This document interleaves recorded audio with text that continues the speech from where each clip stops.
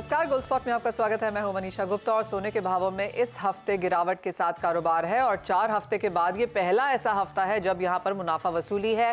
खरीदार इसको पॉजिटिव मांगते हैं क्योंकि आगे जाके फेस्टिवल सीजन्स हैं और तो बाइंग के लिए यहां पर इन गिरते भावों की सपोर्ट देखने को मिलेगी। साथ ही बात करेंगे कच्चे तेल की, जहां पर कुछ तेजी आज देखने को मिली है, लेकिन ये दूसरा लगातार ऐसा हफ्ता है जब गिरावट यहां पर भी जारी है।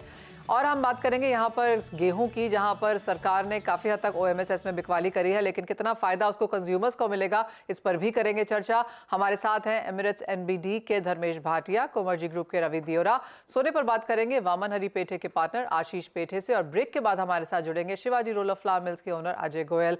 लेकिन गोल्ड स्पॉट है, शुरुआत यहाँ पर त्योहारों के साथ ही करेंगे। आशीष नमस्कार, आपको त्योहारों की बहुत बहुत शुभकामनाएं। जानना चाहेंगे कि जिस तरह की गिरावट या मुनाफा वसूली यहाँ पर सोने के भावों में को मिली है, क्या उसका खरीदारों ने फायदा उठाया है? नमस्ते, गुड मॉर्निंग। यस, अभी जो थोड़ा रिट्रैक्शन आया है सोने की प्राइस में, मुझे लगता है ये सही समय है परचेज करने के लिए, क्योंकि अभी लगभग 200-500 शायद नीचे जा सकता है, लेकिन आई थिंक इंटरमीडिएट बॉटम आ गया है और अभी आगे सीजन है, तो प्राइस मुझे लगता है 8-10 दिनों में एक बार स्पाइक होने की आशंका है। तो I think it's a good price for end customers as well as traders to enter. साथ ही टिकट साइज कैसा देखते हैं आप, क्योंकि हम जानते हैं कि शादियां हैं तो ब्राइडल ज्वेलरी तो होगी ही, लेकिन as of now, until now, किस तरह की बुकिंग्स हैं, क्या टिकट साइज? नॉर्मली जब सोने की प्राइसेस धीरे धीरे बढ़ती है, अ, तो कस्टमर का फ्लो बढ़ता है, उनको कॉन्फिडेंस बढ़ता है, वो दौड़ते हैं सोना खरीदने के लिए। लेकिन इस बार का जो रैली था, वो 8-10 दिन में लगभग 3,000 के आसपास सोने की प्राइसेस ऊपर गई थी। तो लोगों में थोड़ा शॉक था जब प्राइस राइज। तो इस बार पिछले 8-10 दिन से मैं देख रहा हूँ कि थोड़े रिटेल में कस्टमर थोड़े रुक रुक के आ रहे हैं, प्राइस पूछ रहे कि अभी क्या है, थोड़ा ऊपर जाएगा क्या। तो वो पॉज अभी थोड़ा आया है, और लेकिन ये वीकेंड से दिवाली वीकेंड जैसा शुरू हो जाएगा। तो I think this weekend is critical. ये वीकेंड में अगर अच्छा ग्राहकी पिकअप हो जाता है तो सबका दिवाली। अच्छा आशीष जी, दो चीजें। हालांकि आपने कहा कि थोड़ा सा पॉज आया है बाइंग में, लेकिन वापस से कंज्यूमर इंटरैक्शंस बढ़ रही हैं, तो किस तरीके के इनिशियल ट्रेंड्स हैं? कहाँ ज्यादा इंटरेस्ट फिलहाल कंज्यूमर्स का दिख रहा है? Diamond jewellery, gold jewellery, light weight, heavy weight? और साथ ही आपने कहा कि अगले 8 से 10 दिन बाद प्राइसेस बढ़ेंगे, तो उसके पीछे क्या कारण देख रहे हैं और कितना सर्ज आप देख रहे हैं, या फिर ये कहें कि बाय ईयर इन प्राइसेस कहाँ देख रहे हैं? पहले मैं प्राइसेस के बारे में कहता हूँ। जो मिडल ईस्ट में जो हो रहा है, उसमें लग रहा था कि थोड़ा शायद पॉज आएगा। यूएस ने भी रिक्वेस्ट किया था इसराइल को कि पॉज आए, लेकिन वैसा होते नहीं नजर आ रहा है। हमास और उनकी जो तकरार है वो बढ़ती लग रही है। तो अगर कोई भी ट्रिगर आ जाता है, क्योंकि अभी सोना एक लेवल पे आके रुका है, कोई भी ट्रिगर आता है तो सडनली वापस लास्ट टाइम जैसा 100-150 डॉलर की स्पाइक आई थी, वैसे ही एक अच्छी खासी रैली आ सकती है अगले 8-10 दिन में।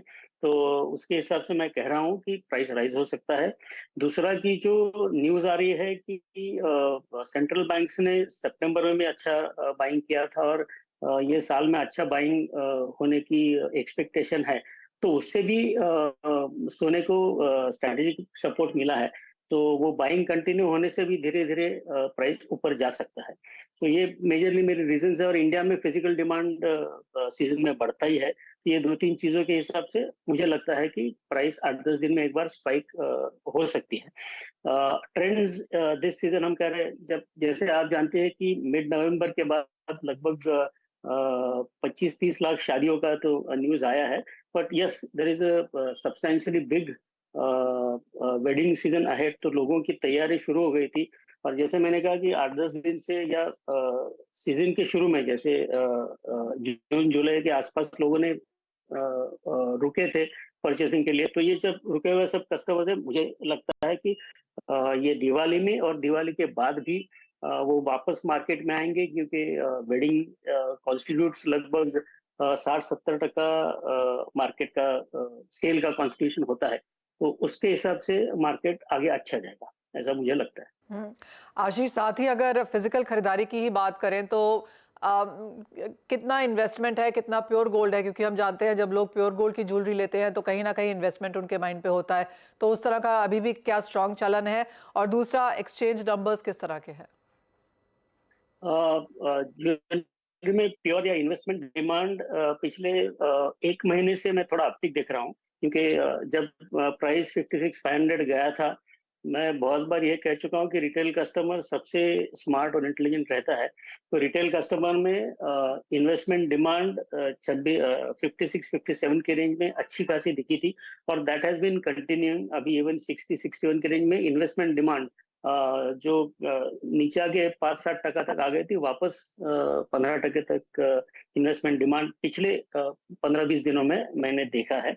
और जो ओल्ड गोल्ड एक्सचेंज का हर बार हम देखते हैं कि प्राइस ऊपर जाता है तो ओल्ड गोल्ड या एक्सचेंज का परसेंटेज ऊपर जाता है, लेकिन इस बार वैसा मैंने डिस्टिंक्टली ऊपर जाते हुए नहीं देखा है। जो 30-35% का एवरेज ओल्ड गोल्ड एक्सचेंज का रेशियो रहता है, तो इस बार मुझे उतना ही दिख रहा है, क्योंकि प्राइस ऊपर जाने के बाद नॉर्मली वो 40% तक भी जाता है कभी कभी, लेकिन अभी 30-35 के बीच में है। आई नो कि हम सभी यहाँ पर सोना खरीदने वाले हैं और हमारे दर्शक भी लेने के लिए उतरेंगे यहाँ पर, तो आप क्योंकि इस मार्केट से हैं और कई सालों से हैं, शुरुआत से हैं, आप क्या वो एक चीज देखते हैं जब आप सोना लेते हैं? नॉर्मल लोग कहते हैं कि जहाँ फसल होती है वहाँ बिकती नहीं है, लेकिन our families also likes gold. तो हम लोग तो बिजनेस के लिए लेते तो नहीं, लेकिन नॉर्मली जो हमारे कस्टमर्स है उनके दो फैक्टर्स नॉर्मली होते हैं सोना लेने के लिए। फर्स्ट इंपॉर्टेंट फैक्टर्स जो नॉर्मल मिडिल क्लास या कोई भी देखता है सोने में, कि it is an insurance in terms of calamity.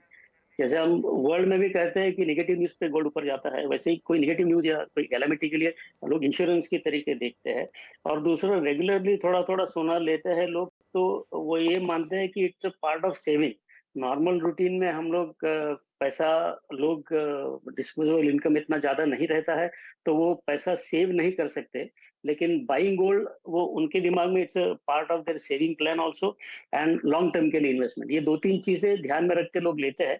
लेकिन जो गृहिणियां होती है, जो लेडीज खरीदने आते हैं, उनके लिए focus is only design, design and design. Okay okay, चलिए, तो इन्वेस्टमेंट बाइंग भी हो रही है और साथ ही साथ फिजिकल बाइंग इंटरेस्ट के हिसाब से, शौक के हिसाब से भी फीमेल्स कर रही हैं और एक्सपेक्ट ये कर रहे हैं कि अगले दिवाली तक एटलीस्ट जो सीज़न है बाइंग का वो और बेहतर होने की उम्मीद है। शुक्रिया आशीष जी आने के लिए शो में अपने व्यूज़ देने के लिए, और हैप्पी फेस्टिविटीज़ आपको एक बार फिर से। धर्मेश भाटिया भी हमारे साथ मौजूद हैं। धर्मेश नमस्कार, स्वागत है आपका। आपने, आपकी फैमिली ने धर्मेश को ज्वेलरी बाइंग शुरू की इस दिवाली सीजन या फिर नहीं, और साथ ही क्या व्यू प्राइसेस पर? डेफिनेटली ऑलरेडी मेरी बीबी ने स्टार्ट कर लिया है बाइंग करने का, और मैं एक्सपेक्ट करता हूँ कि जो तेजी है वो बरकरार रहेगी। बट मैं बहरहाल मैं हर महीने अपने पोर्शन के, सैलरी के पोर्शन के 5% में सोना खरीदता हूँ, और ये सालों साल, ऑलमोस्ट 20 साल से चल रहा है, और मैं ये कंटिन्यू रखूंगा as a safe haven buying. Dharmesh, किस फॉर्म में लेते हैं आप सोना? अभी भी मैं ज्वेलरी, या तो बीबी ज्वेलरी लेती है या तो बिस्किट्स, दोनों में से एक ही ऑप्शन है। ओके। अगर आप लॉन्ग टर्म देखें तो लॉन्ग टर्म में तो डेफिनेटली इसमें तेजी है, मैं काफी बुलिश हूँ इसमें। नेक्स्ट ईयर 2024 तो मैं काफी स्पेसिफिकली काफी बुलिश हूँ, क्योंकि एक तो रेट्स यू टर्न लेना स्टार्ट कर देंगे, और दूसरी बात है इलेक्शन है, रूपी इसमें काफी बड़ा योगदान होगा। मैं एक्सपेक्ट करता हूँ कि रूपी नेक्स्ट ईयर काफी डिप्रिशिएट हो सकती है, क्योंकि इलेक्शन के टाइम यूजुअली वोलेटिलिटी सबसे ज्यादा होती है। तो ये टाइम पे आप देखिए एमसीएक्स में सोना मेरे हिसाब से 63-64,000 भी जाने की गुंजाइश है। तो short to medium term definitely मैं रेकमेंड करूंगा, बाइंग करने की सलाह दूंगा। 61,000 का तो इमीडिएट टारगेट है जो मार्केट छू चुका है एक बार, और मैं एक्सपेक्ट करता हूँ कि ये लेवल्स ब्रेक करेंगी।